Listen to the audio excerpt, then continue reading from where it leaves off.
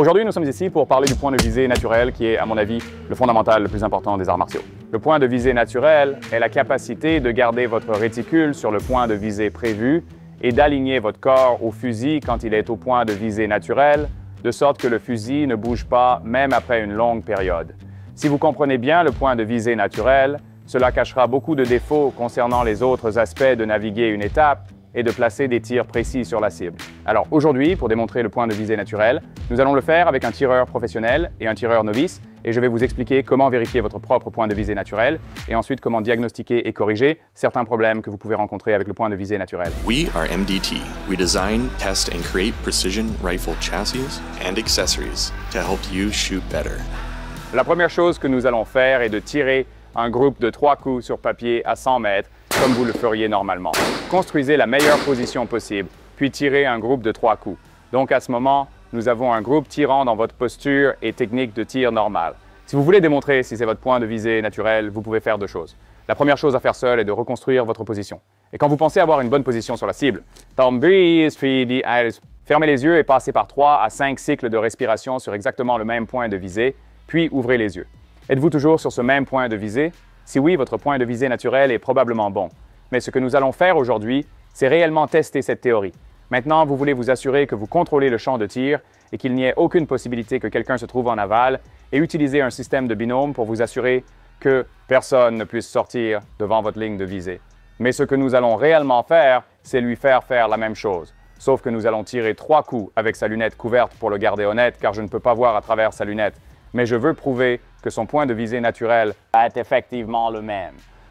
Sur les yeux fermés contre les yeux ouverts. Alors à ce stade, nous allons passer à un autre point pour que nous puissions voir ce groupe se former juste à côté de l'autre groupe. D'accord, je le regarde passer par quelques cycles de respiration. Bien, tu peux tirer. Fais ton processus naturel. Tire quand tu veux. D'accord, nous allons faire cela encore quelques fois. Très bien, alors on va descendre et vérifier ces groupes et voir s'il y a une migration dans le centre du groupe moyen. Puis on va faire ça avec un tireur plus novice et voir si on peut voir une différence. Premier tir, puis il marche jusqu'en bas. Mon premier tir était un peu haut. Ce fusil sortait de l'étui. Le tout premier coup, je visais ce point ici et ça a touché un peu plus haut que la largeur d'une balle. C'est-à-dire, c'est moins qu'un diamètre de balle plus haut. Ensuite, une autre juste dedans. Ces deux-là ont été dans le même trou. Ensuite, nous avons fait le drill MPA et je sais qu'à ce moment-là, mon fusil devrait descendre à sa normale, comme habituel, signifiant moins qu'une largeur de balle. Je visais ici et j'ai atteint un demi-diamètre de balle avec 3 tirs là, 2 là, 1 en bas. Donc ce fusil devrait être capable de groupe de 3 tirs de 0,1 à 0,2 pouces, presque tout le temps sur un groupe de 3 tirs. Donc tout ce qui est au-dessus, c'est un mouvement inhérent dans le fusil, ne pas contrôler le recul, la pression sur la gâchette, le suivi, un point de visée très petit, vraiment très petit. Alors aujourd'hui, nous avons Joshua. Il se porte volontaire pour tester ce drill MPA. Il a un peu moins d'expérience que Francis, alors nous allons lui faire tirer le même groupe de 3 coups sur un autre point. Nous allons voir quelle est la taille de son groupe et ensuite nous allons essayer le drill MPA avec Joshua. Alors Joshua, je veux que tu choisisses cette première cible dont nous avons parlé et que tu mettes un groupe de 3 coups sur cette feuille. Maintenant, nous allons travailler sur la partie point de visée naturel avec Joshua et voir où son groupe migre, si c'est le cas. Prêt? D'accord, quand tu es prêt. OK, faisons-le encore 2 fois. Bien, maintenant, nous allons descendre et analyser les groupes maintenant que nous avons les groupes des 2 tireurs sur papier et voir comment ils sont. Et honnêtement, ces groupes sont toujours impressionnants. Bon travail, mon ami. C'était son premier groupe, n'est-ce pas? Oui, ce groupe est à peu près sur le point de visée dont vous parliez. Vous visiez tous les deux le bas du cercle. Mais si vous voyez, son groupe est allé vers le haut et la gauche, ce qui est un peu acceptable. Et honnêtement, ceux-ci sont toujours vraiment bons.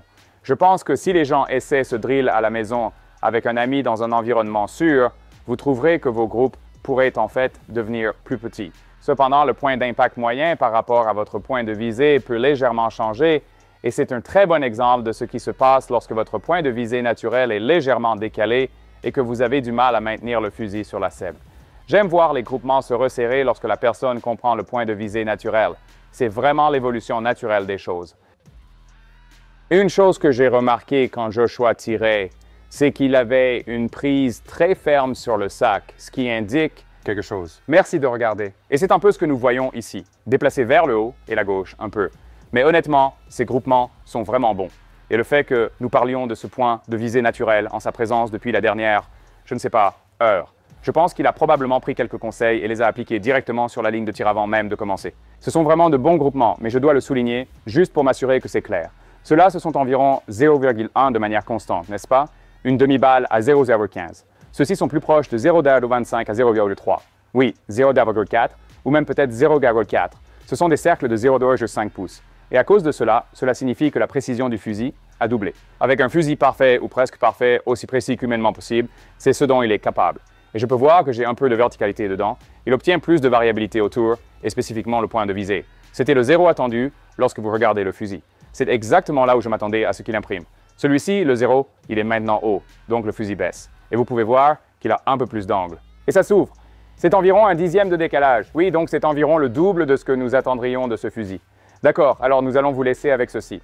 Je veux passer en revue et souligner quelque chose que vous pouvez faire pour améliorer votre point de visée naturel en tant que tireur et avec votre système de fusil. La première chose que j'ai remarqué, c'est que Joshua serrait son sac avec sa main droite et vous pouvez voir le poids dans ses jointures et ses bouts de doigts et combien de pression il exerce. Je veux que vous vous stabilisez vraiment sur votre sac sur la cible.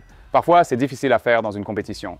Plus vous comprenez cela et mieux vous le faites, plus vos groupements seront serrés et mieux votre point de visée naturel sera.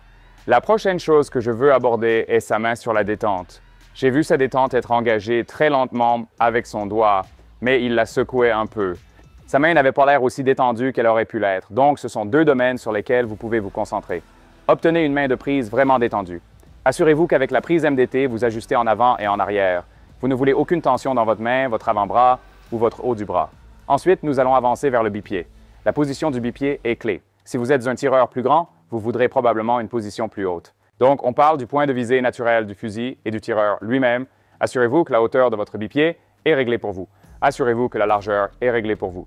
L'autre chose, c'est que si vous êtes sur une surface, assurez-vous qu'elle soit aussi lisse que possible. Ne vous placez pas dans une fissure de béton ou de planche ou quelque chose comme ça. Vous voulez que ce fusil soit dans son état naturel. Et à la fin de la journée, tout ce que vous faites et travaillez sur le point de visée naturel va donner des groupes plus serrés à longue distance.